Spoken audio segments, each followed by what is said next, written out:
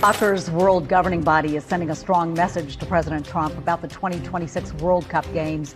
The vice president of FIFA reacted to the president's claim that he can move matches out of U.S. cities that he considers dangerous. Canada is getting ready to host hundreds of thousands of visitors, potentially during the FIFA 2026 World Cup next summer. Vancouver's mayor says hosting the games will pay off in multiples of tourist dollars. We are literally hosting 30 to 40 Super Bowl equivalents in the city of Vancouver over a month-long period. You got to figure a lot of people are going to fall in love with our city when they see it. Everything has shifted in a dramatic and unexpected way, and the scale of this transformation is impossible to overlook. The 2026 World Cup was once seen as a defining moment for the United States, a chance to showcase economic strength, global influence, and cultural appeal on one of the biggest stages in the world. Instead, as the tournament approaches, that vision is beginning to unravel at a critical point in time. While the United States is struggling with mounting challenges, Canada is finding itself in a position filled with opportunity, influence, and growing international attention. What makes the situation particularly striking is how unanticipated it is. When the 2026 FIFA World Cup was first planned, it was expected to deliver enormous financial benefits to the United States. With 11 host cities prepared to welcome millions of international visitors, early projections suggested that the tournament could generate around $30 billion in economic activity. It was meant to be a moment of pride and prosperity, reinforcing the country's global standing. And now, only weeks before kickoff, those expectations are facing serious doubts across the United States. The numbers coming out of key host cities are far below what had been predicted. The hospitality sector, which typically thrives during major global events, is experiencing an unusual and troubling pattern of cancellations. In Philadelphia, for example, about 2,000 out of 100,000 reserved hotel rooms have been canceled. Some individual hotels are reporting cancellation rates that exceed 90%, which is almost unheard of for an event of this magnitude. Similar trends are being observed in major cities like New York, Los Angeles, and Miami, where thousands of bookings have disappeared. This decline is not limited to a few isolated cases. It reflects a broader shift in demand. Even FIFA has begun canceling tens of thousands of hotel reservations that were previously secured across host cities. Hotels that had planned to charge premium prices during the tournament are now lowering their rates in an effort to attract guests and avoid large-scale vacancies. The expectation that rooms would be fully booked months in advance is not materialized, leaving businesses scrambling to adapt. Industry experts have pointed to several factors contributing to this decline. One of the most significant is a noticeable drop in international interest in traveling to the United States. Political tensions, shifting global perceptions, and ongoing geopolitical issues have all played a role in shaping how potential visitors view the country.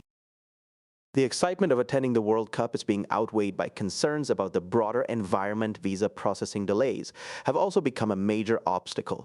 Fans who have already secured tickets are finding it difficult to complete the necessary paperwork in time for the tournament. Backlogs in the system mean that those who intend to travel may not be able to do so.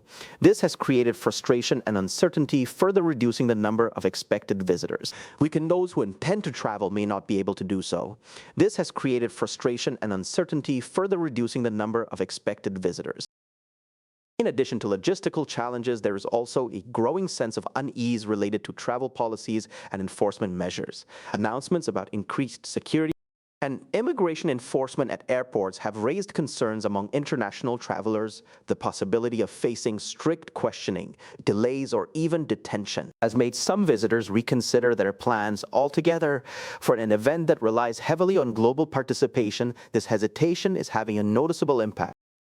The consequences of these developments extend far beyond the tourism sector. The World Cup is not just about matches, it's about the entire ecosystem that surrounds them. Restaurants, transportation services, retail businesses, entertainment venues, and local vendors all depend on the influx of visitors that such an event typically brings. When that flow of people decreases, the ripple effects are felt across multiple industries. Estimates suggest that the 11 U.S. host cities could face a combined shortfall at least $250 million in projected economic activity. This represents a significant gap between what was expected and what is now likely to occur. Some cities are turning to smaller local sponsorships in an effort to offset costs, a move that highlights how far the situation has shifted from the original projections. At the same time, the structure of the tournament means that FIFA will still retain the majority of its revenue, regardless of how local economies perform. This creates a situation where host cities bear much of the financial risk without receiving the full benefits that were initially promised. The anticipated $30 billion economic boost now appears increasingly uncertain. While the United States grapples with these challenges, Canada is experiencing a very different reality. Instead of facing declining interest, the country is emerging as a stable and attractive destination, benefiting from shifting dynamics and changing perception. This moment is allowing Canada to step into a more prominent role, both within the context of the World Cup and on the global stage more broadly.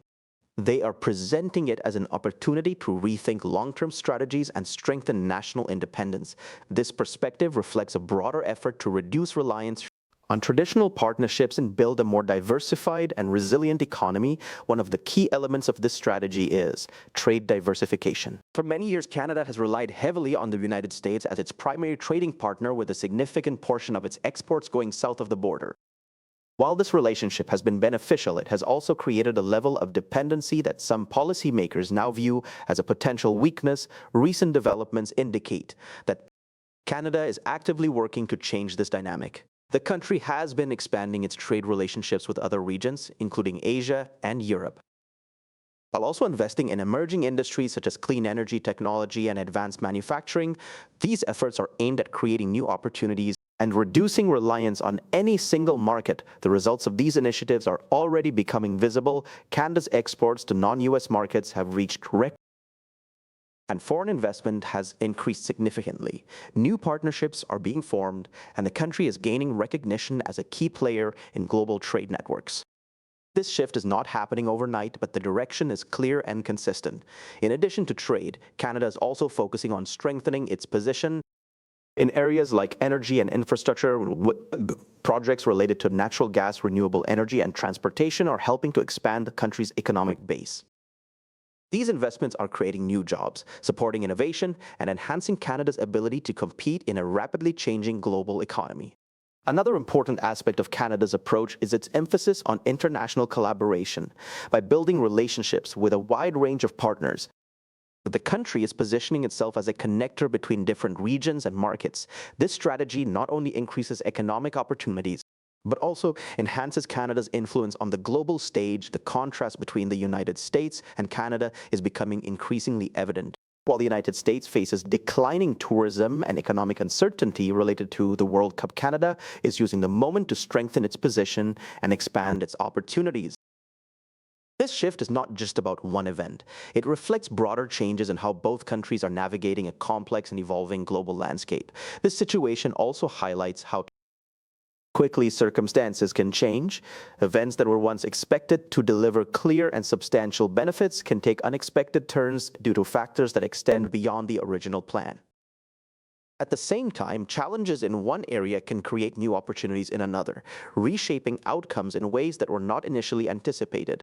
For Canada, this moment represents a chance to move forward with greater confidence and independence by focusing on long-term strategies, diversification, and international collaboration. The country is building a stronger foundation for the future. The World Cup, while still an important event, has become part of a much larger narrative about growth, resilience, and strategic positioning. For the United States, the situation serves as a reminder of the importance of adaptability. The success of major international events depends not only on infrastructure and planning, but also on the broader environment in which they take place. When that environment changes, even well-prepared plans can face unexpected challenges. As the tournament draws closer, the full impact of these developments will become more apparent. What is already clear is that the balance of opportunity is shifting. Canada is gaining momentum and visibility, while the United States is working to address emerging difficulties.